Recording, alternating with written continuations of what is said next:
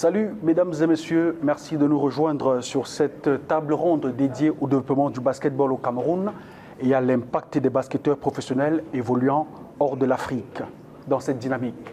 Nous avons le plaisir d'accueillir 4 invités de qualité. Nous allons discuter avec eux de la manière avec laquelle les basketteurs évoluant hors de l'Afrique peuvent contribuer au développement du basketball au Cameroun, à l'accompagnement de la relève, à la professionnalisation du jeu et encore à leur implication dans les projets sociaux. Nous avons le directeur technique national de la Fédération camerounaise de basketball, Louis Tchungui. Nous avons un entraîneur, le coach Mélie Mercure. Nous avons une ancienne joueuse professionnelle qui a évolué en France. Il s'agit d'Erika Djadjo et d'un dirigeant, Yves Tchala. Nous allons débuter cette première partie avec le directeur technique national de la Fédération camerounaise de basketball, M. Louis Tchungui, et le coach Mélie Mercure. Monsieur, bienvenue sur le plateau d'Africa 24 Sport. Merci. Bonsoir à tous et puis bravo pour tout ce que vous faites pour le basketball camerounais. Ah oui, on commence justement par vous, tout droit. En tant que directeur technique national, pouvez-vous nous faire une évaluation du niveau du basketball camerounais à l'heure actuelle? C'est une question un peu ambitieuse, mais bon, je vais essayer de... Il y a toujours un point positif et puis des points négatifs. J'ai envie de commencer l'évaluation en regardant sous le prisme des équipes nationales. C'est toujours un peu un témoin, ça donne un peu la température.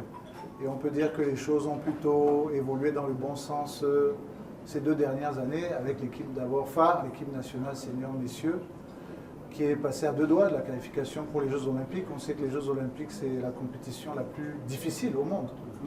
On n'est vraiment pas passé loin, pourtant avec des conditions de travail pas toujours faciles. Alfred Aboya fait un travail extraordinaire. Sur les autres équipes nationales, il y a aussi évidemment nos 2 équipes U18 filles et garçons qui n'étaient pas sorties depuis presque 20 ans. Et qui ont vraiment représenté le Cameroun de manière très honorable avec une médaille d'argent et une médaille de bronze. L'équipe nationale U18 garçons qui a qualifié donc notre équipe U19 pour la Coupe du Monde qui aura lieu au mois de juillet prochain en Suisse. Donc tout ça, ce sont vraiment des témoins positifs. Bon, maintenant, il ne faut pas nier aussi les difficultés qu'on a au niveau du basket local, qui sont des difficultés notamment de moyens. Moi, ce qui m'intéresse le plus, et là où je peux avoir des leviers, c'est sur la dimension technique. Et j'ai envie de parler de formation, et avant tout de formation des entraîneurs. Donc là aussi, il y a pas mal d'initiatives qui sont mises en place ces derniers mois. La stratification des entraîneurs, qui n'est pas simple parce que c'est nouveau, donc c'est compliqué à mettre en place. Et puis surtout, derrière, la validation de la stratification des entraîneurs au travers de stages de validation, qui va commencer à partir du mois d'août et qui va se prolonger sur toute l'année, on va dire, qui arrive à partir du mois d'août. Donc ça, c'est intéressant. Voilà, vous parlez justement des entraîneurs et de formation. On en a un sur le plateau, le coach Mélie Mercure. Coach Mélie Mercure, vous avez certainement observé les différences dans la préparation des joueurs entre le Cameroun, les ligues américaines et même européennes. Quel type de collaboration peut-on envisager pour relever le niveau des entraîneurs camerounais avec les basketteurs professionnels? Qu'est-ce qu'on peut leur demander de plus que ce qu'ils font déjà? On voit la distribution du matériel de formation, des ballons, des anneaux adaptés pour les petites catégories. On voit l'organisation des camps de basket pour les jeunes, l'organisation des cliniques. C'est les initiatives des joueurs professionnels évoluant à l'étranger. Il y en a quelques-uns qui vont déjà dans ce sens-là. Et on a juste envie de voir les initiatives se multiplier avec les autres. On a aussi besoin de les voir donner un accès facile à certaines technologies de formation, soit en informant les coachs, les entraîneurs locaux sur des programmes de formation ou des programmes de formation ou des applications qu'ils ont déjà expérimentées eux-mêmes, soit en finançant en partie l'acquisition, l'accès à cette technologie-là. On a d'ailleurs déjà vu certains d'entre eux qui l'ont fait. Lung Bamouté, qui vient d'ailleurs de l'académie de coach Louis Tchungui ici, Oui, il a plusieurs fois intervenu dans ce sens-là, pour le matériel à distribuer, pour financer des applications pour des coachs. On a par exemple eu des applications de préparation physique et de prévention des blessures, une application montée par le physiothérapeute de l'équipe nationale du Canada, Élise Jobin. Et c'est très important parce que la préparation physique est un atout maître dans la préparation d'un jeune athlète pour éviter les blessures à la longue. Donc, quand ils font déjà ce genre de choses, on peut s'attendre juste à ce que les autres suivent la lancée et que les initiatives se multiplient. On a le cas également d'un entraîneur camerounais aux États-Unis, qui est préparateur physique, je pense, qui organise généralement des camps sur Douala. Oui. Entraîneur Steve Tchenga. Oui, Steve Tchenga, oui. Ce sont des initiatives à encourager. Ce sont des initiatives, des camps de vacances, de basketball, des tournois, des activités autour du basketball.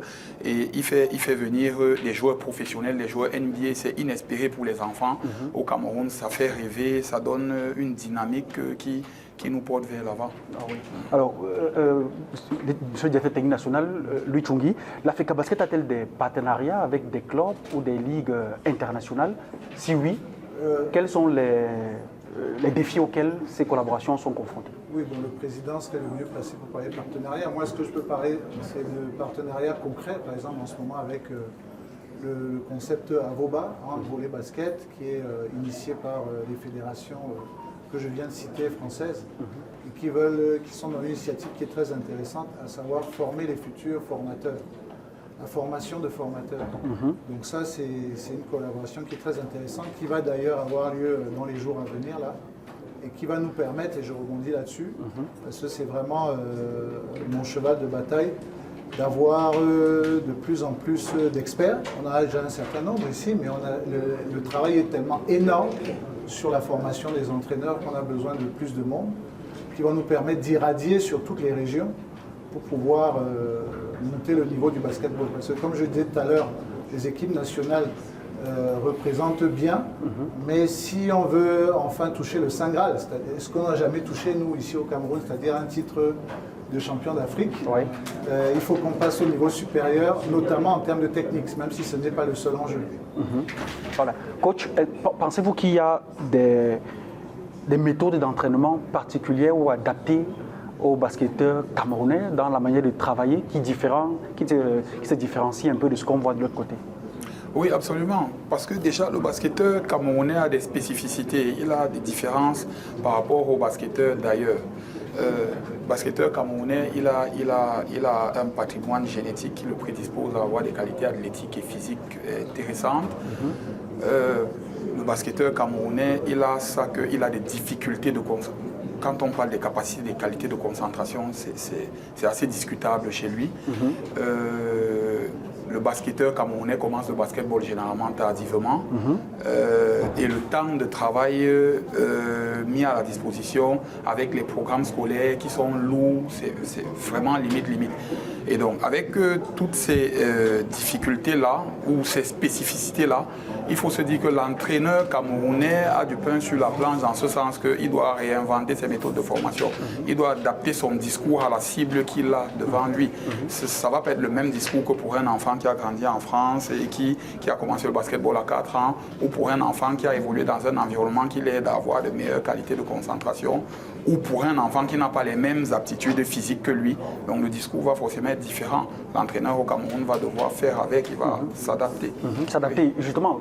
Et comment peut-on, en ce qui concerne les joueurs professionnels qui sont formés de l'autre côté, comment peut-on exploiter leur formation de l'autre côté pour ajouter aux spécificités dont le coach parlait tout à l'heure? Oui, je voudrais d'abord rebondir sur un point essentiel que le coach Maker a dit, c'est par rapport aux contraintes qu'on a au niveau scolaire.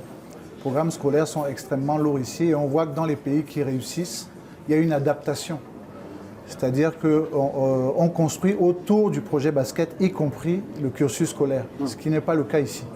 Donc il y a une grande réflexion qui est menée autour de ça pour réunir les meilleurs de certaines générations. On réfléchit sur les U16, U14 pour les faire monter jusqu'en U18 et ensuite continuer, pour les mettre dans un système scolaire par correspondance qui va permettre de s'entraîner 2 voire 3 fois par jour, comme les grands centres de formation, c'est-à-dire ceux qui réussissent au top niveau international le font. Donc ça, c'était le premier point. Votre question, c'était... La question était de savoir maintenant, avec les atouts et les spécificités des joueurs camerounais, comment peut-on faire pour tirer profit de ceux qui viennent de l'autre côté, qui ont été formés à l'extérieur et qui ont eu une carrière professionnelle. Et peut-être décliner notre question par là, comment favoriser le retour et l'implication de ces compatriotes? Ça, c'est une vaste question qui mériterait 2 heures de travail. Moi, je pense que pour résumer les choses, il faut mettre les gens en confiance. On a eu des difficultés par le passé parce que, bon, il y avait... Les joueurs professionnels, tout est dans les détails, ce sont des formules. Tout est dans les détails. Donc, mettre les gens en confiance, c'est beaucoup de choses, vous voyez, pour leur permettre de revenir et de participer justement à ces équipes nationales, parce que je pense que c'était ça le sens de votre question. Il y a certains joueurs qui ont du très très haut niveau, qui malheureusement ne viennent pas pour différentes raisons, qui sont toutes respectables. On ne peut pas porter de jugement. On peut en parler, justement. Oui, quelles sont ces raisons, par exemple Quelles sont ces raisons, par exemple, qui empêchent ces professionnels de revenir parfois? Je sais que pendant une période, je discutais avec certains joueurs, il y avait l'aspect médical qui leur posait problème. Mais pas qu'à eux. Il y a le club, parce que les enjeux financiers sont énormes. Donc il y a le général manager du club, il y a l'entraîneur. Et quand vous le dites, vous faites simplement allusion aux joueurs de NBA. Donc je ne suis pas en train de pointer du doigt, bien sûr, les staffs médicaux de la fédération, mais le niveau d'exigence qui est demandé par les clubs dans lesquels jouent ces joueurs NBA, mais pas seulement NBA, ça peut être des joueurs de première division en Italie, en France, en Espagne, etc. Ou aux Philippines, etc. Donc le niveau d'exigence, ils ne sont pas rassurés là-dessus. Vous comprenez ce que je veux dire? Donc ce qu'il faudrait qu'on fasse, c'est multiplier d'abord les échanges, aller leur rendre visite, aller les voir pour les rassurer, pour leur montrer que les gens qu'on a autour de ces joueurs et autour des équipes nationales sont au niveau. Et il faudrait évidemment qu'on investisse aussi pour faire des préparations de qualité, ce qu'on fait de plus en plus. Par exemple, vous voyez, l'équipe U19 a fallu faire toute sa préparation pendant plus d'1 mois en Italie. Donc il y a plein d'éléments comme ça, ce serait long de tout citer. Je vous ai donné l'exemple médical, mais pas que. Il y a les problèmes d'assurance. Bon.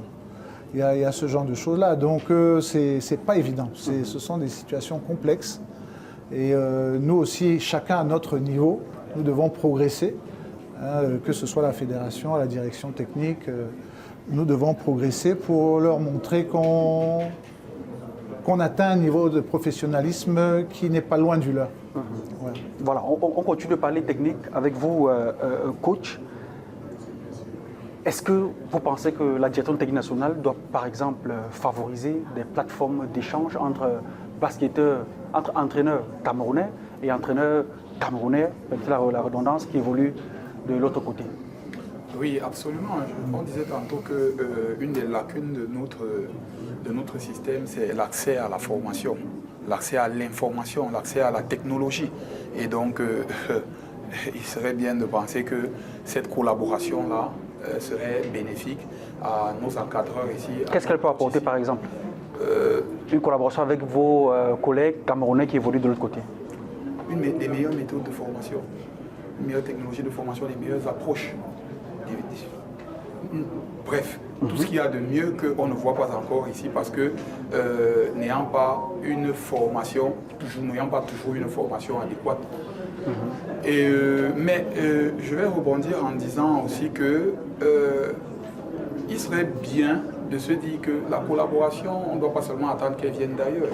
Déjà, entre nous ici, entre coachs locaux, on devrait favoriser cette communication-là, cette collaboration-là, échanger, aller voir un collègue ici pour lui dire que je vois tes enfants, ils encaissent bien tel ou tel aspect de la chose. Moi, je ne sais pas comment développer ça, ou peut-être c'est mon discours qui ne passe pas. Est-ce que tu peux faire un tour chez moi? Est-ce que je veux participer à une de tes séances? Est-ce que je dois déjà louer les initiatives de la Ligue de basketball du centre avec la direction technique régionale qui régulièrement organise des ateliers de formation pour réunir les coachs autour des questions sensibles du basketball, qui essayent d'harmoniser déjà les méthodes de formation depuis les plus petites catégories. Et donc, ce sont des initiatives salutaires pour notre basketball. Donc maintenant, avant de se propulser à partir de là, pour aller chercher plus après et agréger tout ça. Mais il faut déjà commencer sur le plan local. Si je peux me permettre. Sans problème, monsieur le directeur technique. Oui, donc merci d'abord pour tes remarques. Mais il a tout à fait raison, c'est-à-dire qu'il y a énormément d'entraîneurs de talent.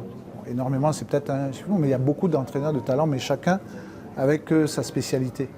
Donc notre objectif à nous, c'est de multiplier les échanges. Et effectivement, depuis le mois de septembre à peu près, on a déjà fait énormément de cliniques, ce qui permet vraiment de confronter les expériences des uns et des autres. Et forcément, on en tire quelque chose de positif et on progresse. Maintenant, le basket aussi, c'est un sport, comme tous les sports, qui évolue à 1000 à l'heure. C'est-à-dire que techniquement, tactiquement, ça évolue énormément, les approches différentes. Donc évidemment, il faut toujours aller s'inspirer chez ceux qui sont les meilleurs. Donc on a besoin aussi d'aller à l'extérieur et de puiser, d'où d'ailleurs aussi le projet Avoba, mais on veut multiplier les échanges de ce genre-là, évidemment. J'ai envie de vous demander, est-ce que les compétitions locales sont suffisamment bien exposées pour attirer des compétiteurs étrangers au Cameroun?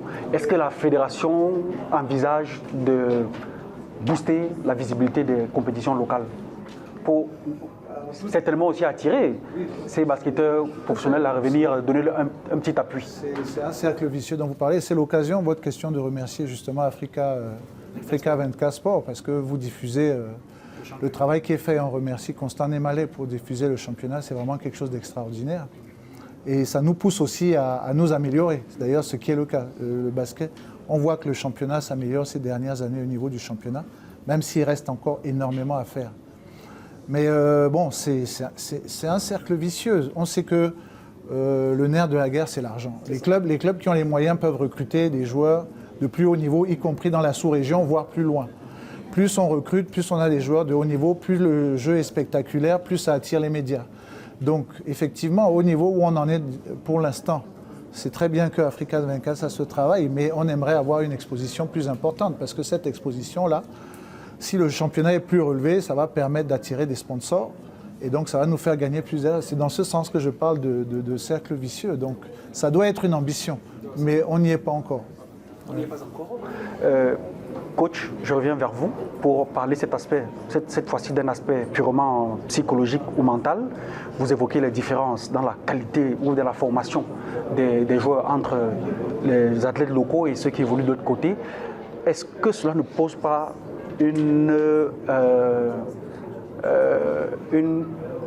un problème psychologique aux joueurs locaux de savoir qu'ils sont ici, peut-être moins formés que ceux qui se trouvent de l'autre côté? Comment vous gérez cet aspect psychologique et mental? Au sein de notre académie, ou bien déjà sur le plan national, on voit déjà beaucoup de clubs et d'académies mettre ça au centre des débats. Il y a un personnel dédié dans beaucoup de clubs et dans beaucoup d'académies pour gérer cet aspect mental avec les joueurs, pour leur expliquer les enjeux, pour leur expliquer que même si ce n'est pas encore le cas, c'est à travers vos performances que vous pouvez espérer viser mieux. On a par exemple comme modèle aujourd'hui Dominique Malonga qui a commencé ici, oui, et qui se retrouve certainement aujourd'hui en Women NBA. Oui. Et donc justement, ce sont des cas qui motivent. Ce sont des cas qui motivent avec Yves Missy, avec Uri Chomché, Pascal Siakam, oui, j'en passe, Joel Embiid. Et tout, on les érige en exemple pour motiver, pour créer plus d'attractivité autour de notre discipline, pour donner plus envie aux enfants de se donner à fond, de poursuivre ce rêve-là. Oui. Okay. Tout à fait, pour compléter là-dessus, d'abord, la première qualité de tous ces joueurs qui ont réussi, c'est d'être des exemples. Et vous parliez de Dominique Malonga qui a commencé ici, Yves Missy, ce sont les deux derniers, et Jomché. Ils ont commencé dans des conditions difficiles et nos réalités locales, ça ne les a pas empêchés d'y arriver. Donc forcément, ça motive les autres jeunes pour faire mieux. Mais en même temps, nous, on doit s'adapter. Et on n'a pas les mêmes réalités de travail que les grandes structures qui jouent les premiers rôles dans le monde. Je donne un exemple tout bête, le sol. Les enfants s'entraînent, comme je vous disais, s'entraîner 2 ou 3 fois par jour. Si vous entraînez sur du ciment, forcément, vous allez créer des traumatismes assez rapidement qui vont poser des problèmes. Et on a connu ici, je ne citerai pas les noms, des joueurs surdoués, des joueurs extraordinaires qui auraient pu jouer à un très très haut niveau par le passé, mais qui ont eu l'opportunité un jour de voyager, mais ils avaient tellement travaillé, mais dans des conditions difficiles, sur du béton, qu'ils avaient mal au genou. Donc à un moment, la blessure vous freine, vous handicape. Donc vous voyez ça, on l'explique aux joueurs. On l'explique, voilà, bien il faut s'entraîner, mais en même temps, on doit tenir compte de tous ces paramètres-là. Je parlais tout à l'heure du paramètre scolaire. La récupération, c'est aussi important que l'entraînement. À quel moment les enfants récupèrent si on doit s'entraîner 2 fois par jour et qu'ils ont cours de 7h30 à 17h. Donc c'est compliqué. C'est pas simple. Alors, on va certainement sortir de cette première partie de l'interview en vous demandant tout un chacun, selon vous, quelles sont les lacunes que le basketball camerounais doit relever et quel peut être l'apport des joueurs professionnels évoluant hors d'Afrique pour combler ces lacunes. Question à qui veut la prendre? Je peux commencer. Moi, je profite de cette question d'abord pour rendre un hommage à tous les formateurs, tous les entraîneurs qui travaillent dans des conditions extrêmement difficiles, qui sont souvent de leur poche, parce qu'ils sont à la fois entraîneurs et présidents de leur club, ils font tout, et qui se sacrifient énormément sur cette passion-là. Et ils sont nombreux. Ils sont extrêmement nombreux, donc je tiens vraiment à leur rendre un hommage. Ça, c'est la première des choses. Maintenant, les lacunes, on les connaît, c'est les infrastructures, en numéro 1, si je dois les citer. Ces infrastructures, on a besoin de terrain. Je crois que tous les joueurs professionnels qui sont à l'extérieur en sont conscients. Il y a une volonté de construire du terrain. Joachim Noah a un peu commencé déjà. Luc, avec son initiative de distribuer plusieurs centaines de paniers, s'il avait dit ça, c'est quelque chose d'extraordinaire. Luc Bamouté, c'était vraiment une bonne initiative. Bon, maintenant, tous, ils ont ça en projet. Bon, il y a des process qui sont parfois un peu complexes, mais c'est vrai qu'on a besoin de beaucoup de terrain. Moi, je vais en citer que 3, parce qu'il y en a beaucoup. Le deuxième point, j'y reviens, mais j'insiste parce que c'est important, c'est la formation des entraîneurs. Donc, ceux qui sont aussi à l'extérieur nous aident en faisant venir des experts de temps en temps. Et je donnerai encore d'ailleurs l'initiative actuelle de Joachim Noah qui utilise un ancien entraîneur de l'AS Monaco, Olivier Basset, qui est avec nous, et qui est un expert, qui a été assistant adjoint en Euroleague, donc un des meilleurs championnats du monde. Et donc il va le rémunérer pour qu'il fasse des formations ouvertes à tous. Donc voilà des bonnes initiatives, parce que vraiment transmettre la connaissance, il n'y a rien de plus précieux que ça. Donc, et en dernier lieu, évidemment, c'est le fer de lance, c'est l'aspect financier. On rêve d'avoir un jour un Lou Holding qui va Lou Holding du Sud-Soudan, qui va investir des dizaines de millions de dollars. En 10 ans, le basket sud-soudanais n'existait pas. Aujourd'hui, ils ont ils ne sont pas juste allés aux Jeux Olympiques. Ils ont fait une prestation extraordinaire aux Jeux Olympiques pour une équipe toute neuve comme celle-là.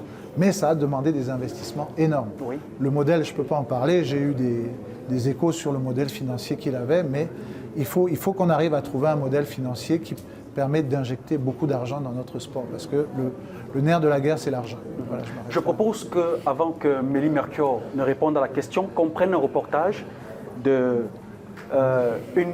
jeune qui est partie du Cameroun en 2018, il s'agit de Dominique Malonga, aujourd'hui qui est draftée en Women NBA. On va faire connaissance de cette joueuse et puis on viendra donner la parole au coach Mélie Mercure pour qu'il nous dise ce qu'il pense que les basketteurs professionnels peuvent apporter pour combler les lacunes sur le plan local. On écoute ce reportage et on revient.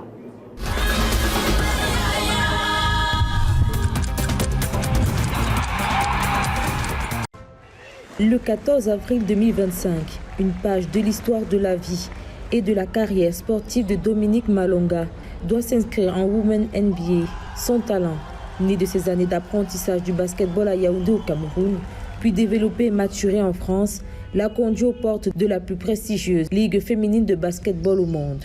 La joueuse de 19 ans, que Tony Parker compare à Victor Wembanyama, est actuellement définie comme le meilleur prospect africain et européen.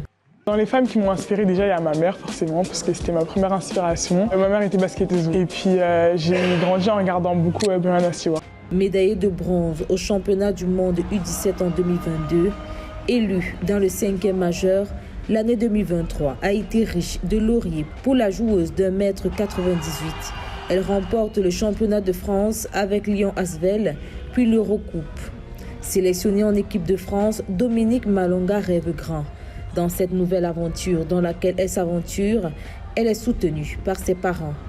Fille de l'ex-internationale camerounaise Agathe Nindjem Yolem et du médecin et ancien basketteur congolais Talence Malonga, la jeune basketteuse brille en 2024 en remportant la médaille d'argent aux Jeux Olympiques de Paris 2024 avec la France. Des distinctions individuelles et collectives à son jeune âge qui font d'elle le plus gros potentiel du basketball féminin actuel en Afrique et en Europe. Elle est extrêmement mobile. Elle va vite en contre-attaque, elle va vite en transition. Donc elle est très très rapide pour son gabarit. C'est sa très grande force aussi. À mi-distance, elle a un beau shoot à mi-distance et un beau jeu à dos au panier. En défense, elle est présente pour contester les tirs et on sent en plus qu'elle a un énorme potentiel encore qui est inexploré. Donc elle a une marge de progression énorme. Dominique Malonga, doté d'un talent précoce, avait attiré l'attention avec ses dunks, une rareté dans le basket féminin qu'elle passait dès l'âge de 13 ans. La native de Yaoundé est la première joueuse à dunker en un match officiel en Europe. L'intelligence de jeu, la vitesse athlétique, ajoutée à la maturité acquise au fil des années, ne laisse point indifférents les recruteurs du basket de l'élite mondiale, ce qui positionne la joueuse de Fenerbahçe dans le top 3 de la draft WNBA 2025. Et après ce reportage, portrait de Dominique Malonga, pour justement aborder cette question, comment des joueuses comme Dominique Malonga, partie du Cameroun, peuvent contribuer aujourd'hui à combler les lacunes des joueurs professionnels, des joueurs qui évoluent sur le plan local. On a parlé tout à l'heure de l'aspect psychologique.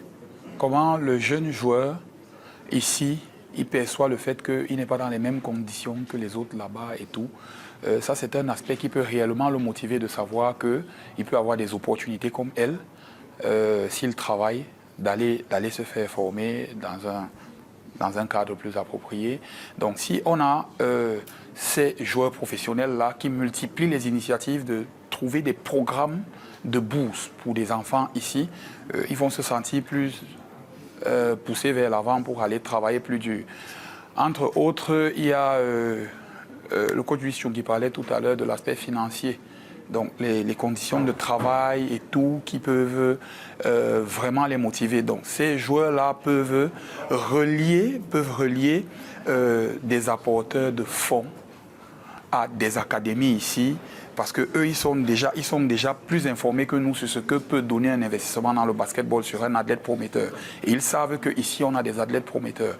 Donc, ces gars-là, ils peuvent nous apporter ces soutiens-là, pas forcément de leur propre poche, mais en faisant des connexions, des intermédiations, pour donner des moyens de mieux former dans des conditions plus idéales et tout.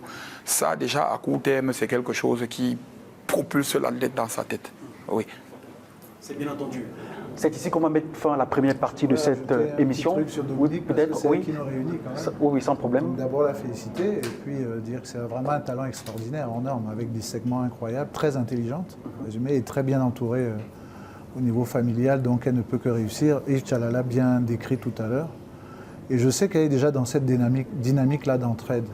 La famille aussi tient à ce que tout de suite il y ait un lien entre voilà, cette réussite-là à l'étranger, aux États-Unis, mais on n'en parle pas, mais aussi au Fenerbahçe, qui est quand même champion d'Europe en titre.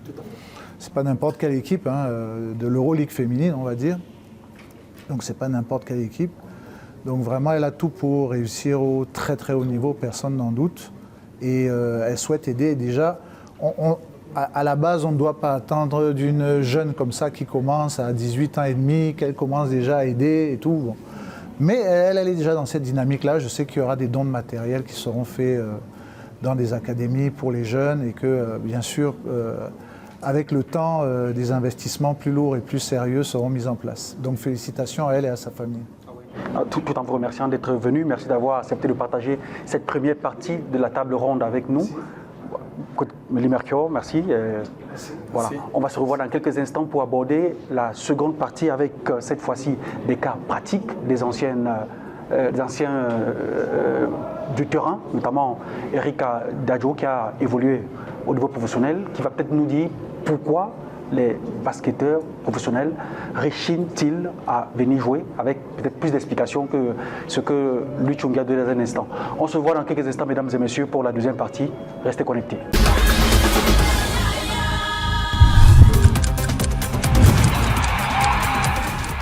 Retour sur le plateau d'Africa 24 Sport pour la suite de cette table ronde dédiée au développement du basketball au Cameroun et l'impact des basketteurs professionnels sur le développement de cette discipline.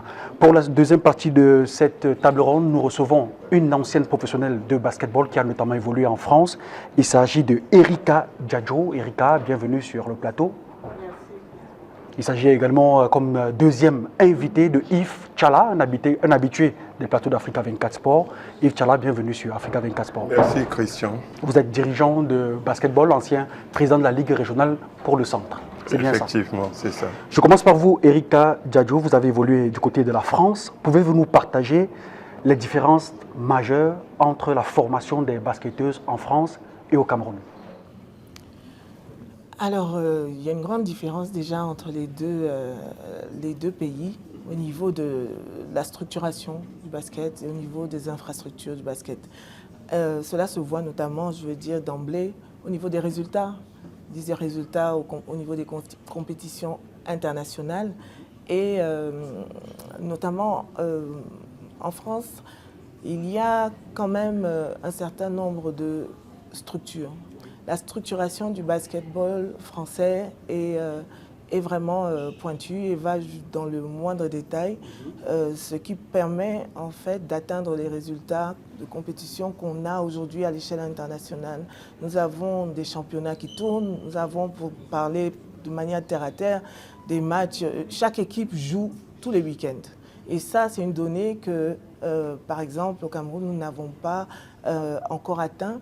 C'est-à-dire que chaque joueur, que chaque basketteur en formation ait la possibilité d'avoir un match tous les week-ends de la saison régulière. Tout simplement parce que peut-être le nombre d'équipes excède le nombre de terrains d'infrastructures disponibles et qui ne permet pas donc les rotations de rencontres adéquates pour pouvoir s'aiguiser, parce qu'on a beau avoir l'entraînement qu'on veut, c'est en faisant les matchs qu'on progresse dans toutes les disciplines confondues. Donc nous avons déjà ce souci d'infrastructure, nous avons ce souci au niveau je dis souci au Cameroun d'ailleurs, au niveau de la structuration même des catégories, parce que bon, ces dernières années, on a beaucoup évolué, vraiment le basketball camerounais a beaucoup évolué au niveau de l'offre de catégories de basketball. Nous avons un championnat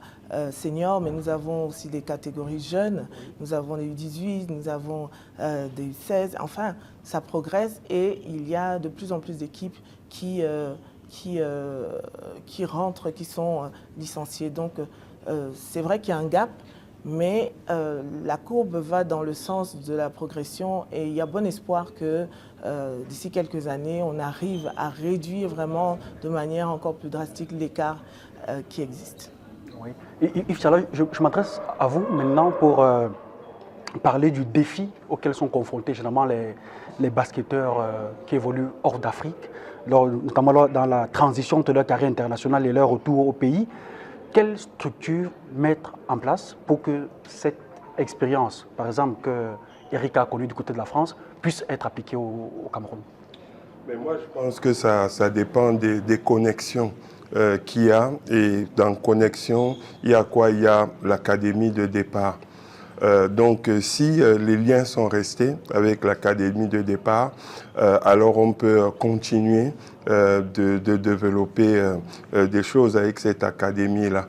Et sinon, on peut créer soi-même sa propre initiative en termes d'académie, mais les deux ne sont pas incompatibles. On peut faire les deux. On peut avoir sa propre académie, soutenir l'académie de départ.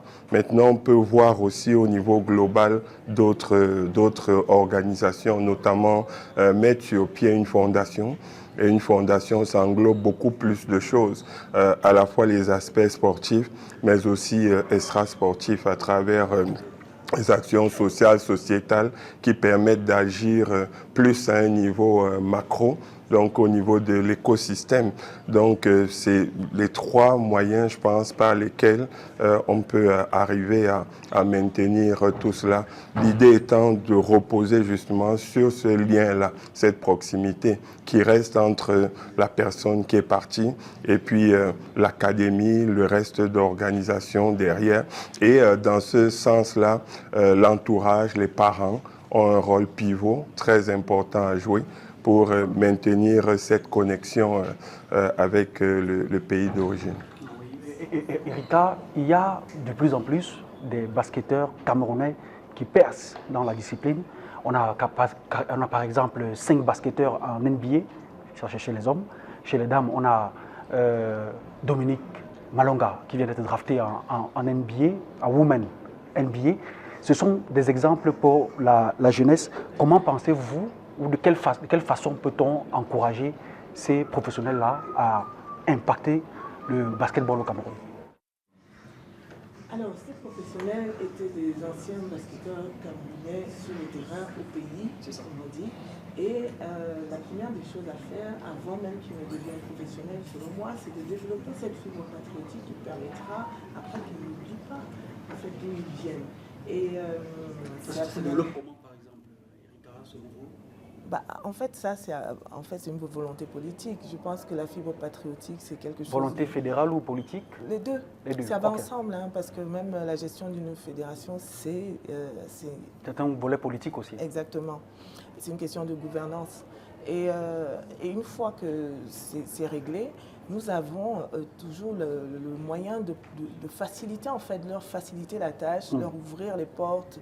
Je pense que là où ils sont, ils n'ont jamais oublié d'où ils viennent. Je pense que si des choses ne sont pas faites, c'est peut-être que les choses sont difficiles à mettre en place. Par exemple, peut-être les démarches administratives à faciliter, des points focaux à mettre au niveau justement fédéral, par exemple, pour pouvoir juste être en contact permanent avec eux. Je ne sais pas si ça existe, mais si ça existe, il faudrait l'accentuer parce que le résultat n'est pas à la hauteur. Donc, tant que le résultat n'est pas à la hauteur des efforts, on peut toujours mieux faire. Donc, oui, au niveau fédéral, c'est vraiment rester au contact de cela parce que ce sont des piliers, ce sont des fers de lance, ce sont des pionniers, en fait, de la discipline à très haut niveau. Autrement dit, la fédération doit garder le contact de tous les basketteurs qui prennent l'avion. Absolument. C'est ça. Alors, Yves Tchala, je reviens vers vous, cette fois-ci pour évoquer l'un des problèmes majeurs que l'on soulève souvent pour les basketteurs locaux, c'est la question des infrastructures. Je crois que tout à l'heure, Eric en a parlé, et même le directeur technique national, Louis Chongui, dans la première partie de l'émission.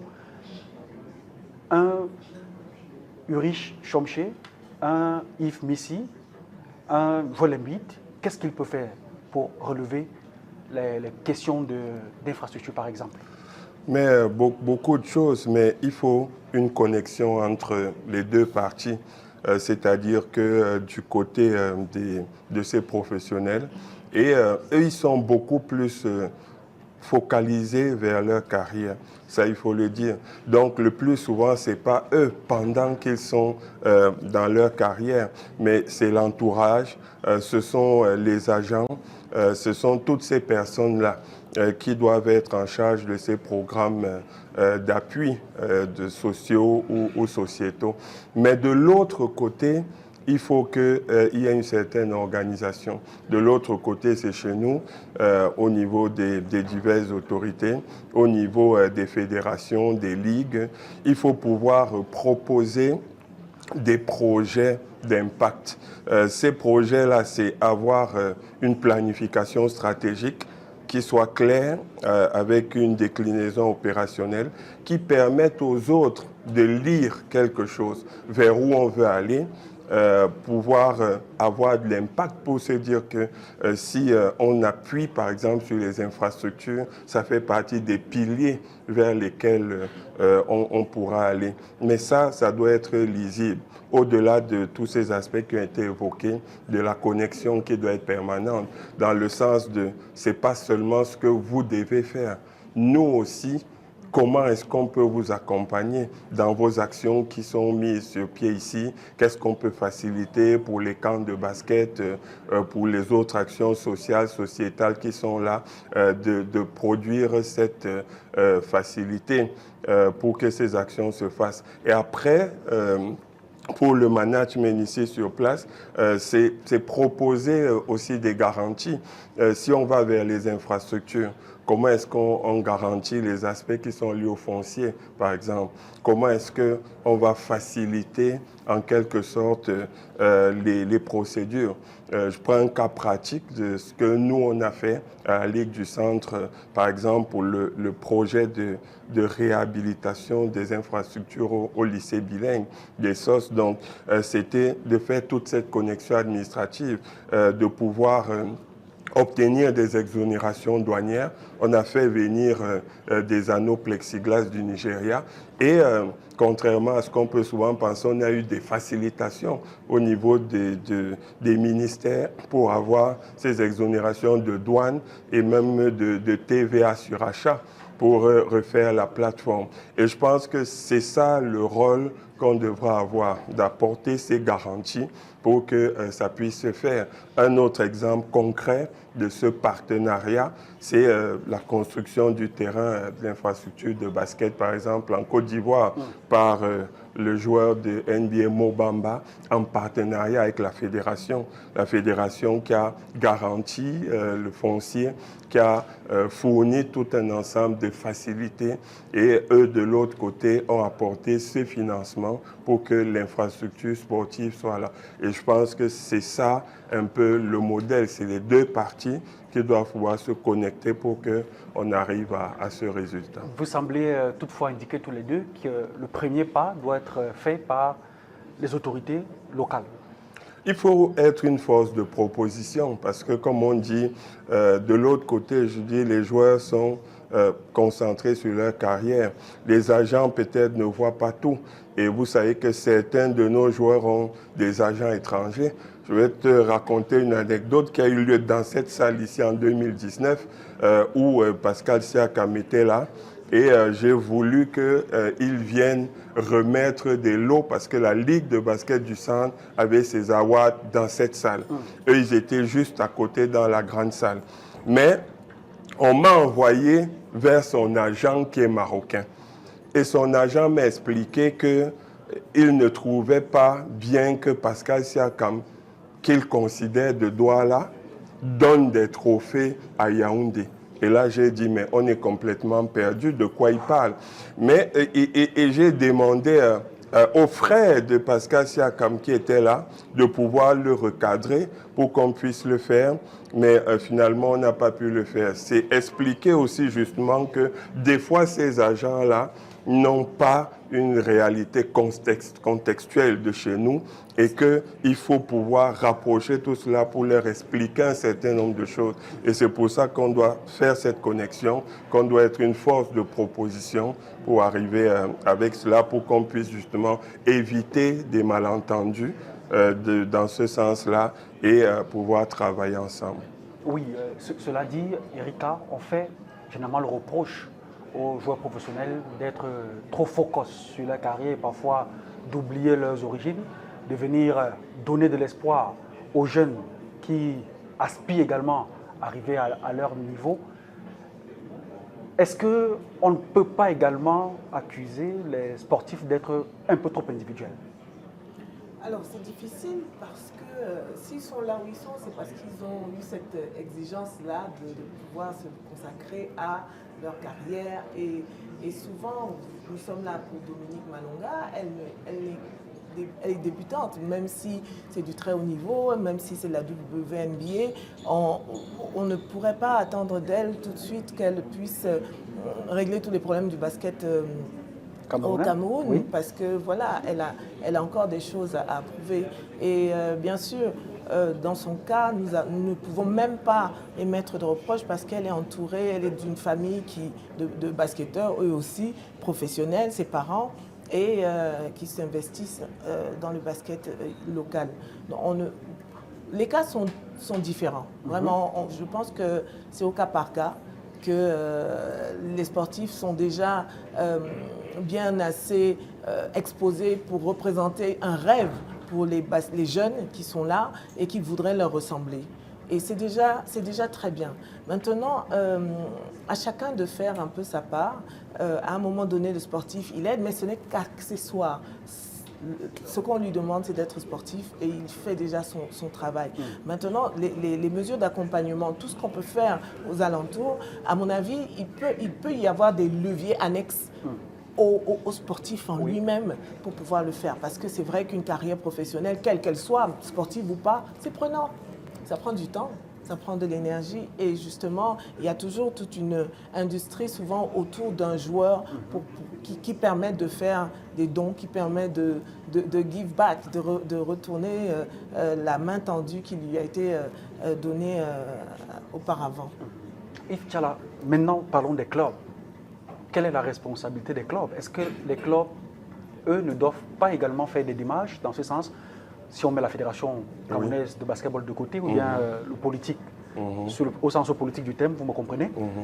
Est-ce que les clubs, eux, font des démarches dans ce sens pour attirer les joueurs professionnels vers eux, pour favoriser leur éclosion et amener un peu de professionnalisme? Oui. Je crois que les clubs le font. Le problème, c'est que ce n'est pas toujours formalisé. Parce que nos clubs ont des problèmes de structuration et doivent... Il y a plein de métiers autour du sport. Il y a tous ces aspects juridiques, etc., qui ne sont pas souvent là. Donc, il y a une collaboration qui est faite, mais qui n'est pas souvent très formalisée.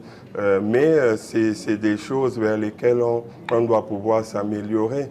Mais le véritable problème, très souvent à la base, c'est déjà comment est-ce que les jeunes partent.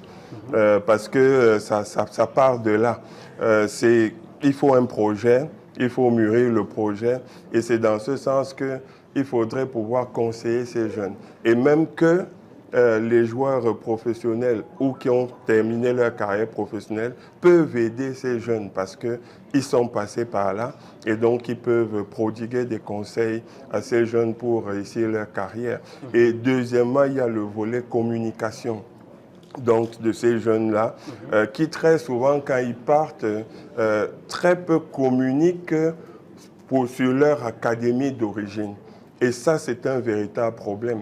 Parce que qui mieux que eux devrait vendre... Vous relevez là la responsabilité des joueurs. Oui, qui mieux que eux devrait vendre leur académie d'origine. Mais combien de nos jeunes a-t-on entendu dans une interview parler de l'académie de départ, ce qu'on voit dans beaucoup d'autres jeunes qui viennent de RDC, qui parlent de leur académie. Et c'est le meilleur instrument de visibilité possible. Donc, ça fait partie des choses qu'on doit aussi enseigner à nos jeunes ici. Et c'est dans ce sens que Dominique est sur la bonne voie, Yves Thierry, eux qui font allusion quand même, n'est-ce pas, à leur passage, à leur début ici, ce que beaucoup ne font pas.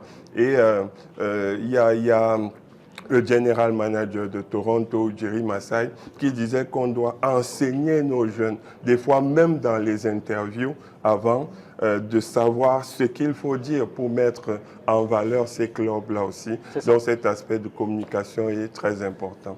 En tant que femme basketteuse, que dites-vous aux jeunes filles qui aimeraient percer dans le basketball, particulièrement à l'international? Alors, c'est très simple. Le basket féminin et le basket est dominé par les hommes. Et c'est vrai que percer en tant que femme, ce n'est pas un frein non plus. C'est une opportunité justement parce qu'il y a de la place.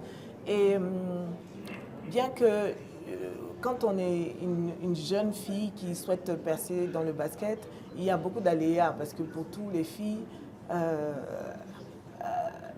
on vit dans une société où le regard est très porté, est très strict en fait sur la fille, la jeune femme, la femme. Et il y a beaucoup d'exigences qui pèsent sur elle. Ce que je peux dire, c'est qu'à un moment donné, quoi qu'il arrive, il faut poursuivre ses rêves. Il faut pouvoir poursuivre ses rêves, il faut pouvoir aller, espérer, avoir de l'ambition. Ça ne veut pas dire qu'on va y arriver, mais au moins on n'aura pas de regrets. le fait de pouvoir dire après que j'ai essayé, même si je n'ai pas pu, c'est mieux que de dire j'aurais pu y arriver et de n'avoir jamais essayé. Alors, poursuivez vos rêves. Ah oui, la question presque similaire est renvoyée cette fois-ci à Yves Tchala, puisqu'on est pratiquement en train de sortir de cette émission.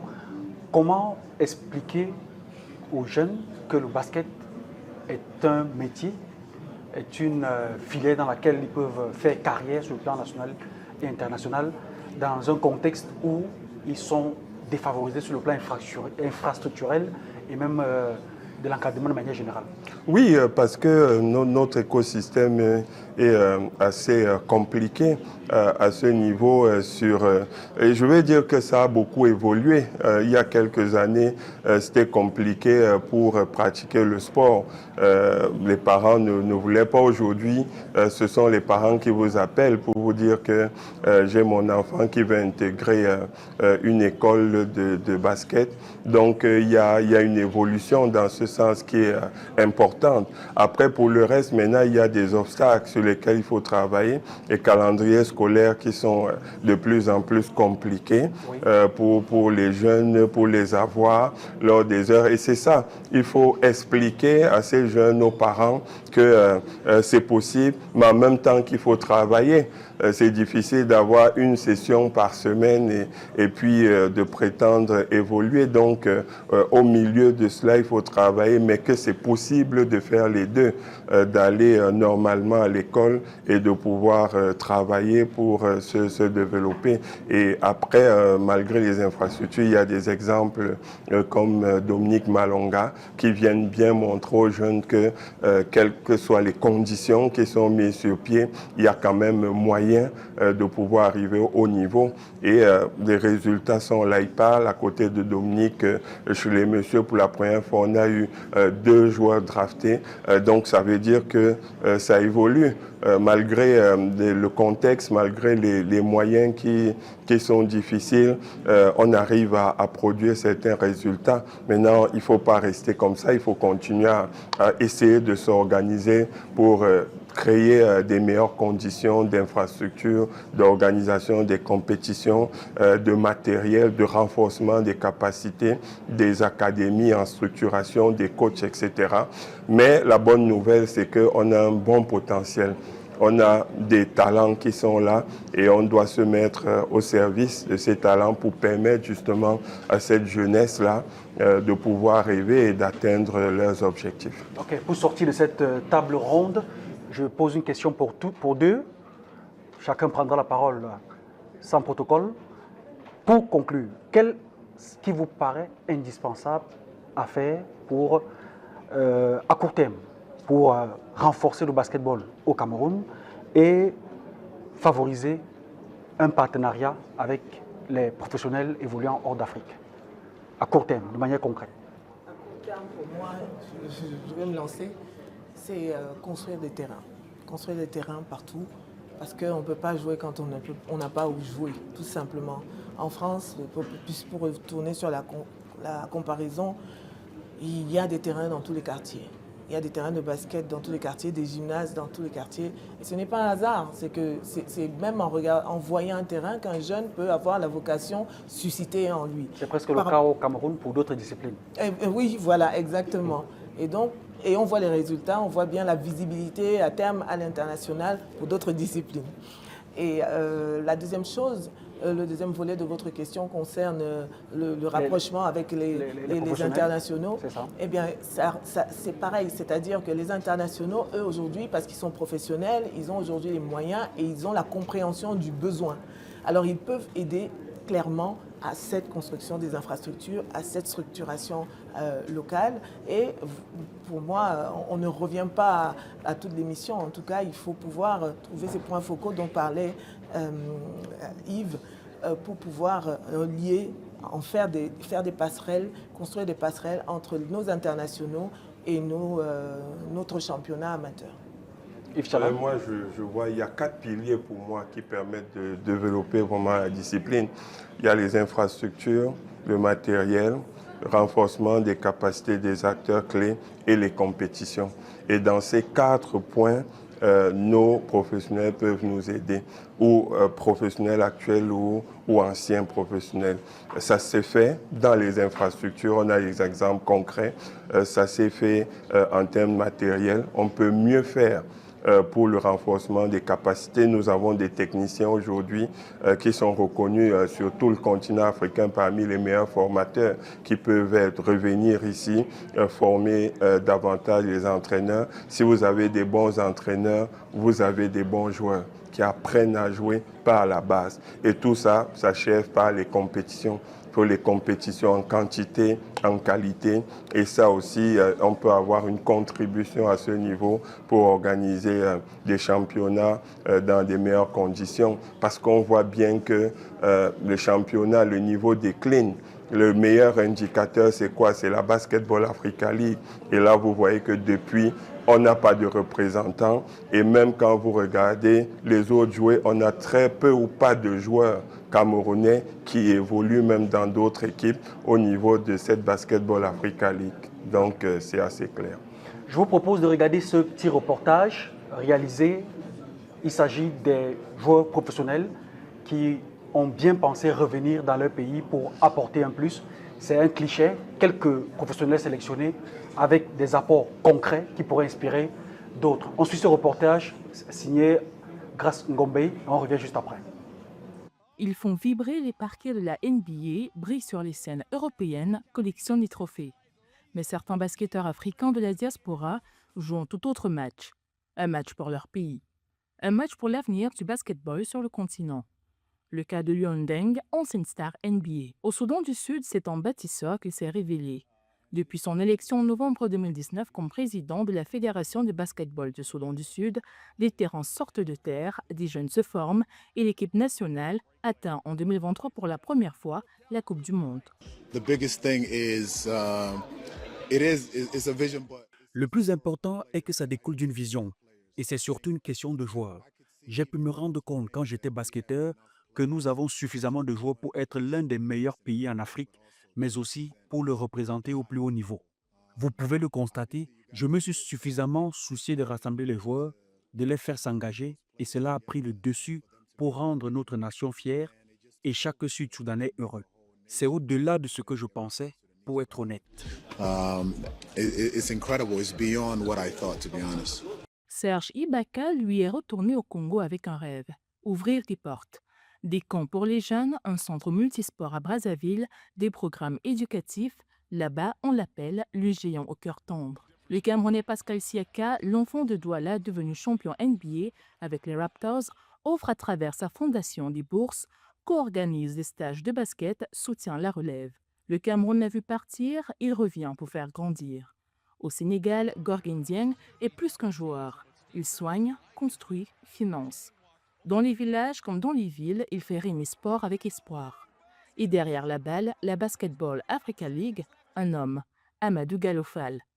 Il offre aux jeunes Africains une scène, une vitrine, un rêve professionnel sur le sol africain. Ça commence par, évidemment, avoir des terrains, parce que je le dis tantôt, le football, on peut jouer partout, c'est ce qui fait sa popularité. Alors nous voulons, en tout cas, être à un niveau où des jeunes, partout où ils se trouvent en Afrique, s'ils ont envie de pratiquer leur sport, ils peuvent avoir accès à des terrains, à des infrastructures pour jouer au basket. Et même ceux qui n'ont jamais porté le maillot de leur pays d'origine répondent présents. L'exemple de Giannis Antetokounmpo, superstar grec au son nigérian, investi à Lagos, soutient des académies, s'implique. En effet, disent certains analystes, le plus beau panier n'est pas toujours marqué dans une arène. Il est parfois dans un village, dans un gymnaste modeste ou dans les yeux d'un enfant qui découvre le basketball grâce à un héros venu de loin. Et la diaspora peut changer le jeu. Le match du développement est lancé.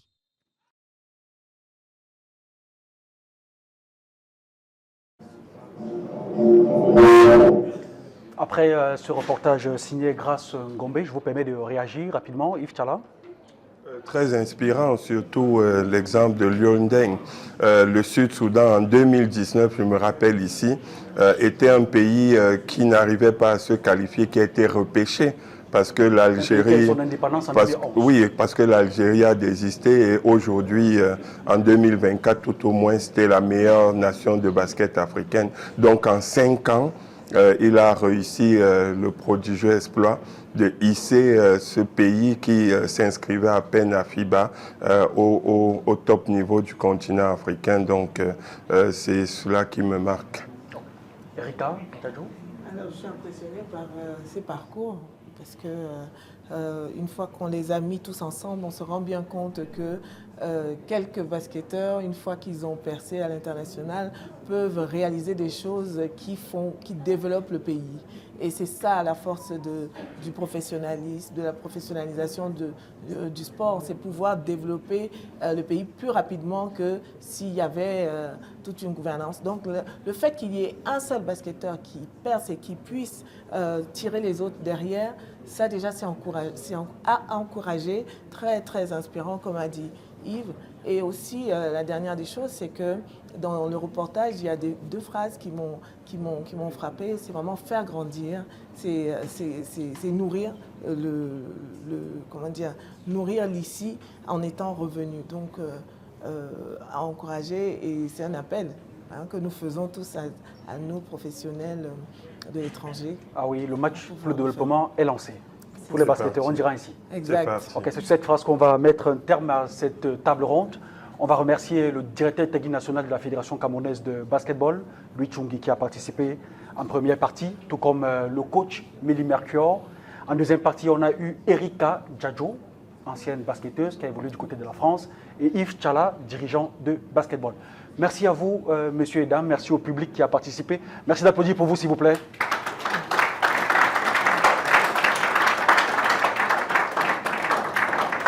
C'est sur ces applaudissements nourris d'espoir que le développement du basketball est lancé grâce aux joueurs professionnels. On va simplement se dire merci, mesdames et messieurs, d'avoir regardé cette émission en direct du Palais des Sports de Yaoundé en prélude à la cérémonie de draft en Women NBA où une Camerounaise d'origine, Dominique Malonga, est draftée. Merci, restez connectés sur Africa 24 Sport. Le meilleur du sport, c'est ici.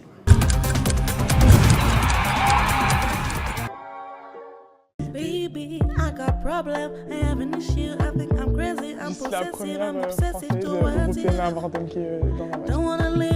C'est pas trop dur à gérer quand on a à peine 19 ans, tout ça. Je pense que voilà, ça peut être dur pour certains. Moi, j'ai de la chance parce que je suis vraiment extrêmement bien entourée. Donc, je sais que je porte pas, entre guillemets, ce poids qui n'est pas un poids.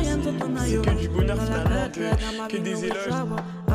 C'est parce que j'ai pas hésité, finalement, que j'en suis là aujourd'hui. Je sais qu'on sous-estime souvent le basket féminin par rapport au basket masculin, même le sport féminin en général. Et moi, j'aimerais dire aux sportifs de continuer de ne pas écouter et qu'aujourd'hui, la preuve, le basket féminin est en train de prendre une ampleur incroyable et ça a pris du temps, mais il ne faut pas lâcher, il faut continuer et un peu se boucher les oreilles et puis être focus sur son objectif.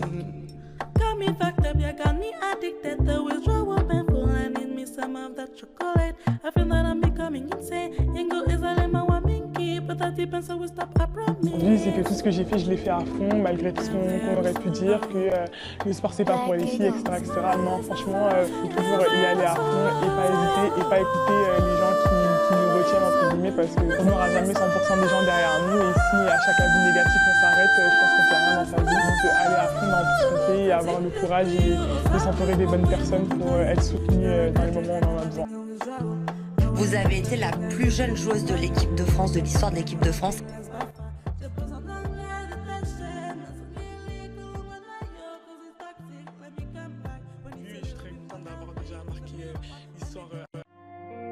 Le 14 avril 2025, une page de l'histoire de la vie et de la carrière sportive de Dominique Malonga doit s'inscrire en Women NBA.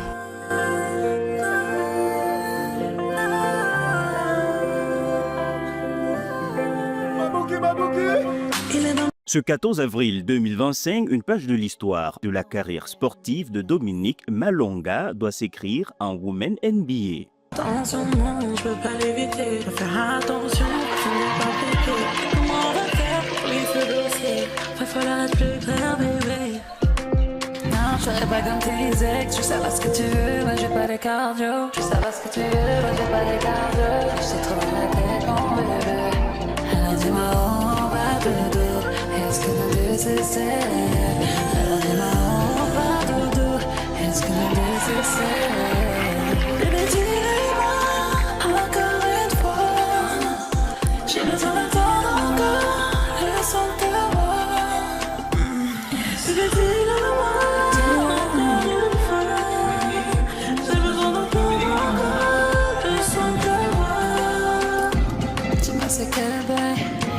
je sais pas sur quel pied danser.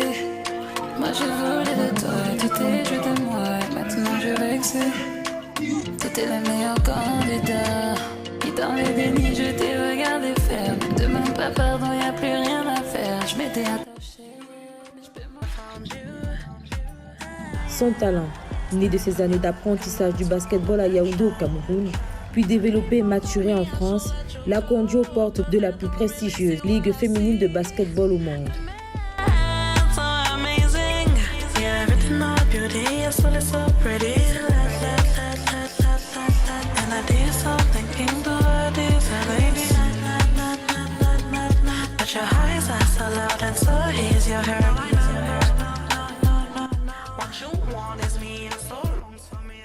Ça fait des semaines déjà qu'à chaque fois que je viens à l'échauffement, j'entends la foule qui m'acclame, etc. Donc je savais que beaucoup de gens attendaient ça, moi aussi. Donc voilà, j'espère que il y en aura plein d'autres.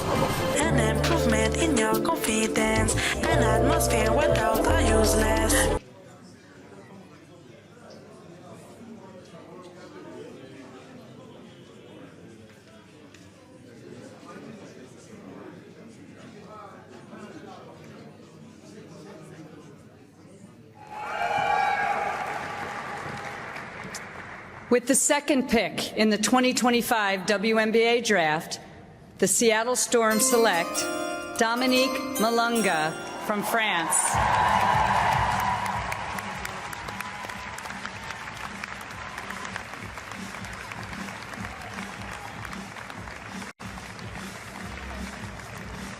Well, Dominique Malunga, 6'6", with incredible skill. Cannot wait to see her talent here in the WNBA, and she goes to a proud, historic franchise in Seattle that has a legacy of success. Yeah, Seattle certainly knows how to cheer on great players and support greatness, and Dominique Malunga has the potential to be one of the greatest with what she is starting with. Think of her floor, 6'6", athletic, versatile. She can dunk effortlessly, and when you think about her adding strength, adding power, adding explosiveness, she, to me, has the highest ceiling of these draft picks because of what she is able to become. An absolute matchup nightmare. Seattle got a good one. And I'm just going to tell people at home who have not watched highlights of this young woman play, sit back, take a breath, and enjoy what you are about to see in this highlight package. And she is 6'6" and long and plays so well in space. She can come off flare screens and drain threes. Drea, you mentioned that she can dunk the basketball. She can drive from the high post and score. You see a little turnaround fadeaway on one leg. This young woman has guard skills, incredible length. You see her facing up as well. Her best days are ahead of her. She can be a menace on the defensive end as well. But Seattle, you are getting a good one. She's played professionally over in France, averaged a double-double this past season. She played in the Olympics, represented Team France alongside Gabby Williams, who's also in Seattle. So there are a lot of connective pieces for Malunga here. She cannot buy herself legally a glass of wine in Seattle. This is a young woman who has an incredibly high ceiling. And you can understand why that draft room is so excited to have her. And Dominique is with Holly. I think the drinking age is younger in Europe. I'm not sure on that, but I think it's going to be okay, Rebecca. Congratulations, felicitation. You are just the 5th player from France to be selected in the first round of the WNBA. What does that mean to you to represent your country and yourself and your family who are here tonight? Thank you so much. It's amazing to me because I come for a long journey. My family is here. They're witnesses for all the work that I put in to be here today. And I'm so happy to represent France, but not only France, Cameroon, Congo. You can see the flag on my table. I'm a multicultural person. I have a lot of people behind me, and I'm so proud to be here and to represent all of them. Shout out to my club, Lyon, my former club, Tarbes in France, French national team, and all the person that support me from today. I was lucky. I got to see you play in Paris at the Olympics for the French national team. You were the youngest player on that team. At 19 years old, how will you transition to the WNBA well? I will work very hard to fit in this league because I know that it's going to be tough. It's going to be hard, but I'm ready to work. Félicitations, bienvenue à la WNBA. Merci beaucoup. Merci. Nous sommes avec le grand-père de Dominique Malonga. Grand-père, on imagine la joie. Votre fille qui atteint le Graal, la Women NBA, c'est le plus grand sommet du basketball féminin. On imagine la joie du grand-père. Oui, merci. Merci pour m'avoir donné la parole. Je ne peux être qu'un homme heureux, atteindre mon âge avec tout ce que j'ai eu dans l'enfance. Je suis un enfant unique dans une famille jusqu'à ce jour. Voir sa petite fille atteindre cette valeur ne peut que me combler de joie.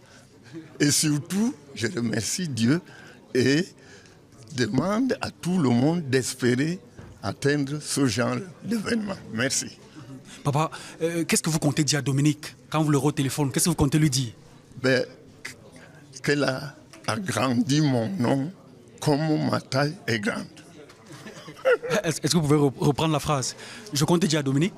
Je compte dire à Dominique qu'elle a grandi mon nom comme ma taille est grande. Je la remercie. Merci beaucoup. Félicitations encore.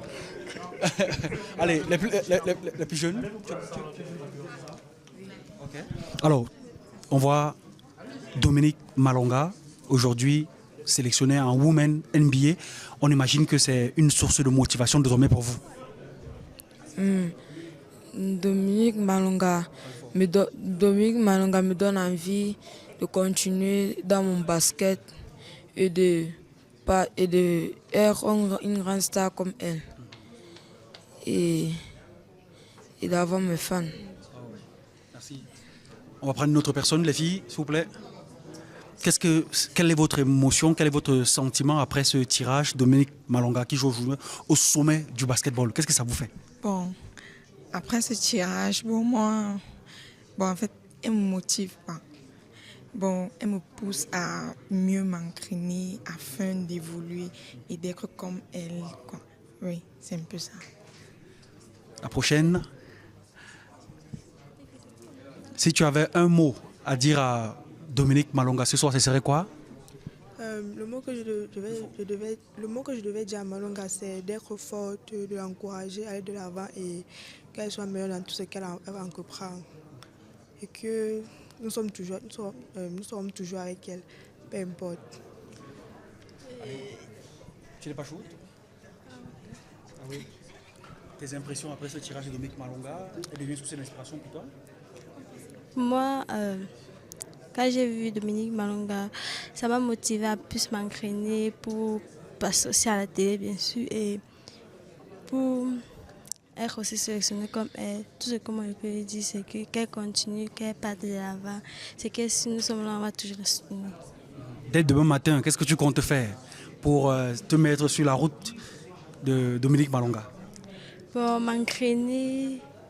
Non, dis dès demain matin. Dès demain matin, pour être sur le chemin de Dominique Malonga, je vais commencer à m'entraîner doublement que ce que je fais présentement. Vous me donnez vos noms, s'il vous plaît? Bonsoir et bonjour une fois de plus. Pour moi, c'est un grand plaisir de sélectionner une Camerounaise en deuxième position.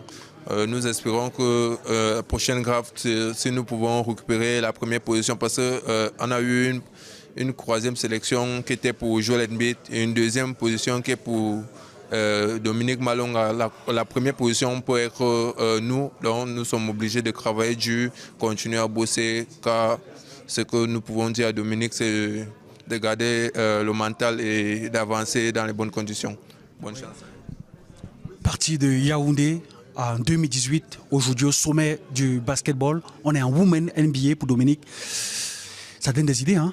Ouais, ça donne vraiment des idées parce qu'à travers Dominique Malonga, nous nous projetons maintenant que nous pouvons aussi avoir notre chance de pouvoir aussi jouer aussi en NBA. Et c'est vraiment très exceptionnel de grafter une Camerounaise en deuxième position à la draft vraiment parce qu'il y a énormément de joueurs talentueux, bons.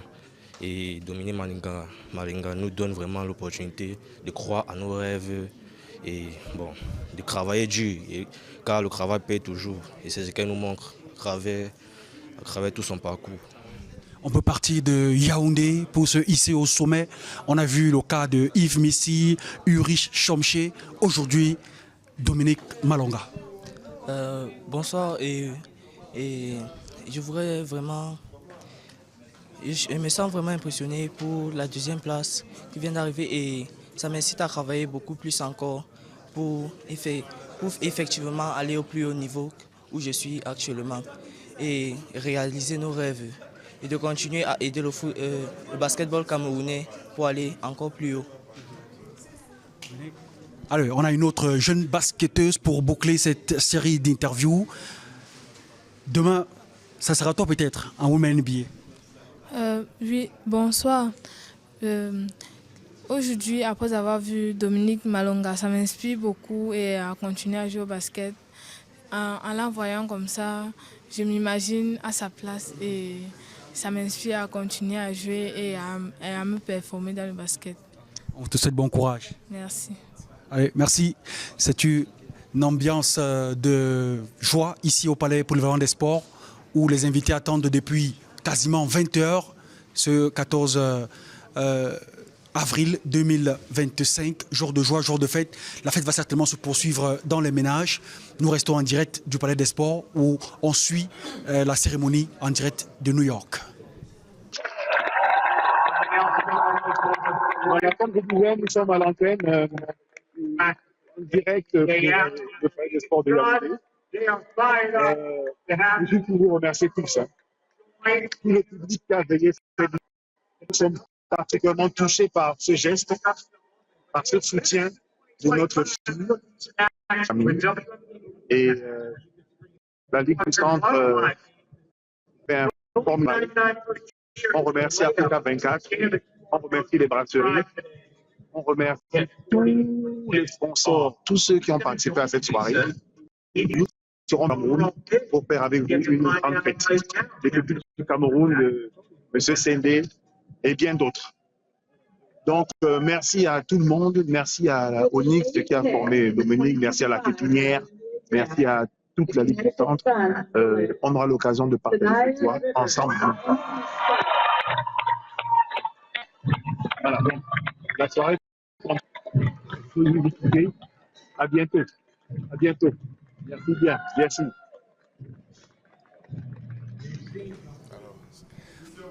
Après cette réaction du papa de Dominique Malonga, on est avec le président de la Ligue régionale du Centre. Vous venez de recevoir les remerciements du papa de Dominique. Ça fait du bien. Hein? Oh oui, c'est encourageant et c'est mérité pour Dominique. On lui souhaite le meilleur. On savait bien on espérait qu'elle serait draftée haut, mais là, deuxième, vraiment, c'est une fierté. Ah ouais. Qu'est-ce qu'on dit à Dominique après cette draft? La suite, vous qui avez été un professionnel, un ancien international, vous savez ce que c'est que la NBA. Qu'est-ce qu'on dit à cette jeune fille qui n'a que 19 ans? Bon, déjà, elle vient du Cameroun, donc son mental est prêt à toute épreuve. On lui souhaite beaucoup de santé et beaucoup de succès dans sa jeune carrière. Et voilà, elle a beaucoup de potentiel et voilà, on lui souhaite d'aller le plus haut possible et de faire briller le drapeau camerounais. Quand on est à ce niveau, quels sont les pièges à éviter? Les pièges, je crois qu'elle est bien entourée par sa famille, ses parents qui sont habitués du haut niveau. Voilà, donc quand tu es bien entouré, c'est plus facile d'avancer. On lui souhaite juste une bonne santé, que les blessures soient très loin d'elle et qu'elle continue de bosser comme elle a fait pour arriver à ce niveau-là. Selon certains spécialistes, c'est une jeune joueuse promoteuse dont le talent n'est certainement pas encore exploré. Elle est véritablement l'espoir du basketball africain et même européen. Oui, ça se voit déjà quand on voit à quel niveau elle a été draftée, deuxième position. Elle a tout.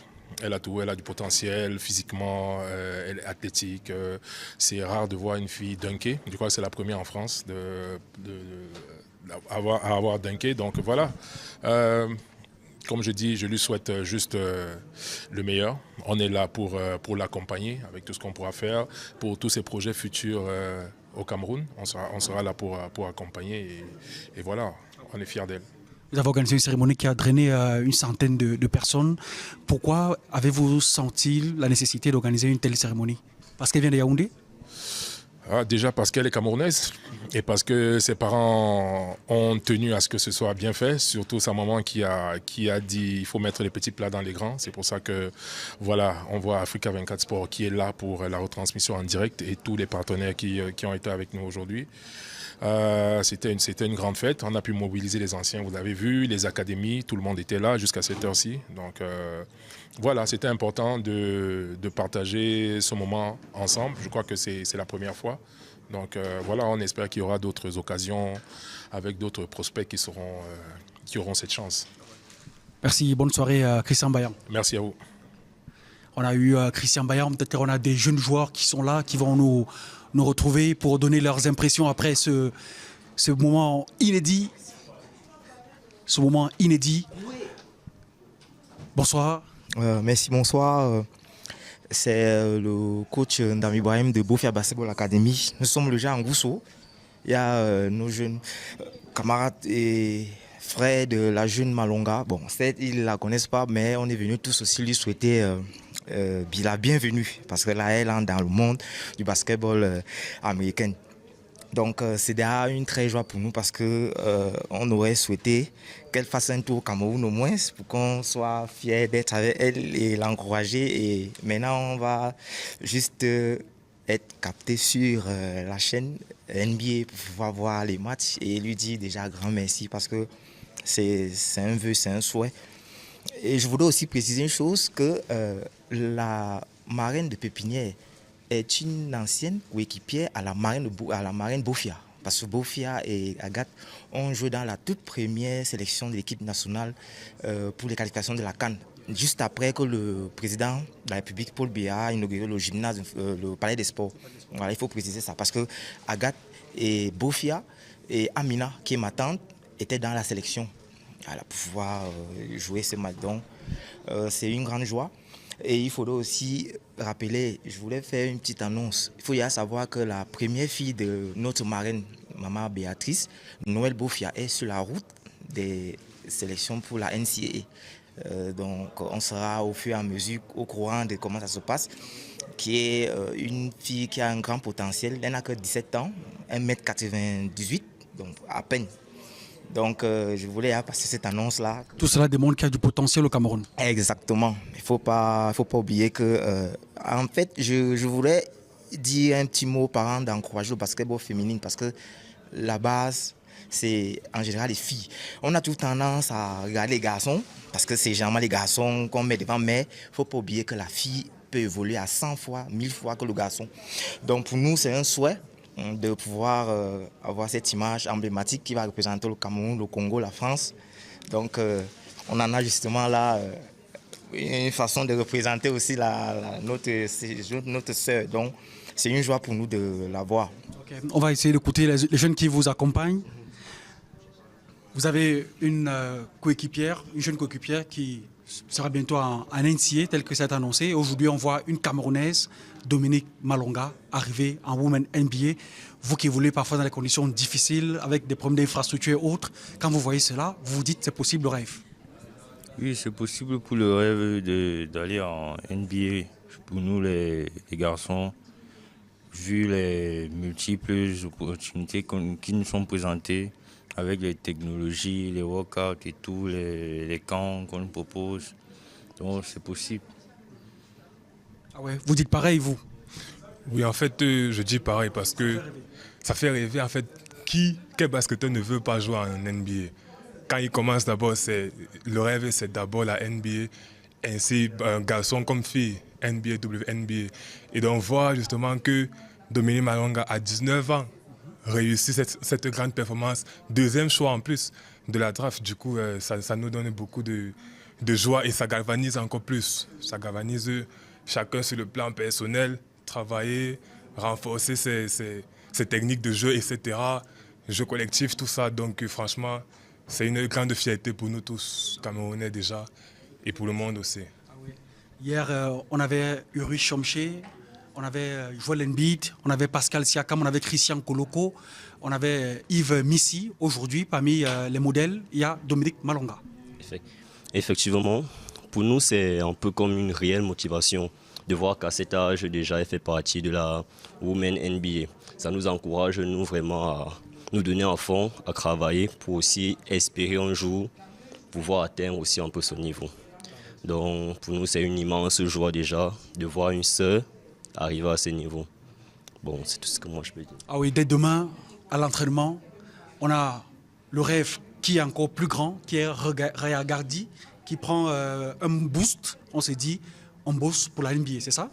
Oui, en fait, je suis du même avis quand je vois toute cette draft de nos jeunes coéquipiers camerounaises, coéquipiers aussi.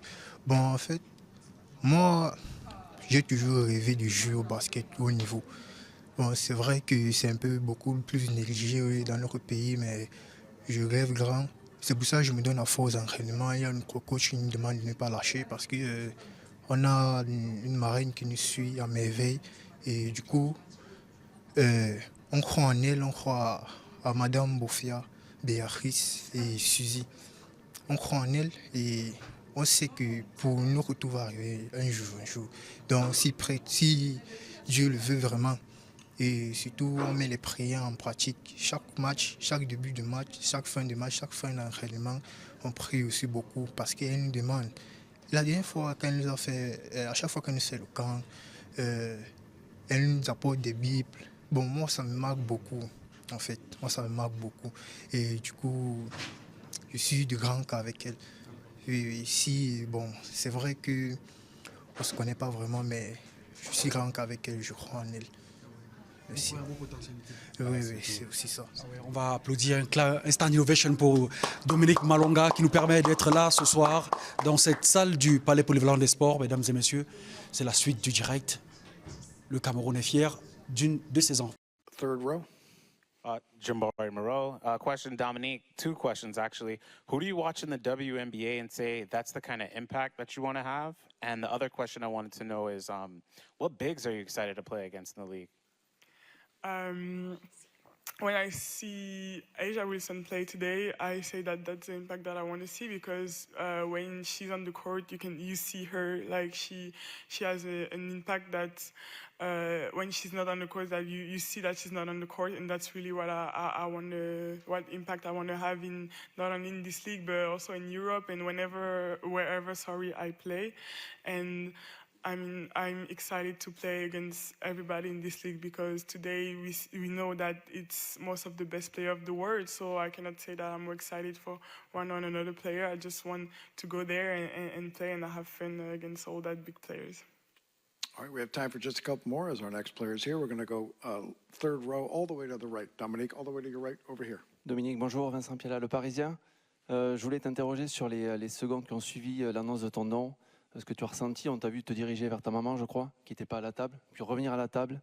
Voilà, est-ce que tu peux nous raconter ça? Can you tell us about the moments after you heard your name? C'était beaucoup d'émotions, j'étais un peu stressée, j'avais un peu les mains qui tremblaient, mais après, une fois que mon nom a été annoncé, c'était vraiment génial. Et je suis d'abord allée vers ma maman parce que, comme vous l'avez vu, elle n'était pas à la table parce que la règle, c'est que 4 personnes en plus de moi à la table, et ma famille, on est 5. Et en fait, c'est elle qui a laissé sa place, vraiment qui a forcé pour laisser sa place, quoi. Donc en gros, je voulais que ce soit symbolique, que j'aille d'abord la voir elle pour vraiment montrer que c'est une des personnes les plus importantes et qui devait être là finalement. Et voilà, c'est vraiment ce que je voulais montrer. Et puis ma famille, c'est tout pour moi. Ma famille, c'est grâce à eux que je suis là aujourd'hui et c'est aussi pour eux que je fais ça. Donc c'était vraiment beaucoup d'émotions de pouvoir leur montrer ça aujourd'hui et les mettre en avant de cette manière. My final question will be, can you share that one in English also, please? So it was a lot of emotion. When I heard my name, I was kind of stressed first, but the minute I heard it, it was better, of course. And I first went to my mom because she was not at the table, as you could see, because it's only 4 guests at the table. And so she let her place genuinely. So for me, it was symbolic to go to her first because she is one of the most important person of my life. She's one of the reasons that I'm here today, and I really wanted to show that. And of course, my family, my dad, my brothers, and my sister, that everything to me, they are the reason that I'm here today and my motivation of every day. So you could see that there was a lot of emotion between us, and I'm so proud and happy to have been able to bring them here today. Dominique, thank you. To our media, stay with us. Dominique, thank you. And to our media, stay with us. We'll be joined by Sonia in just a second.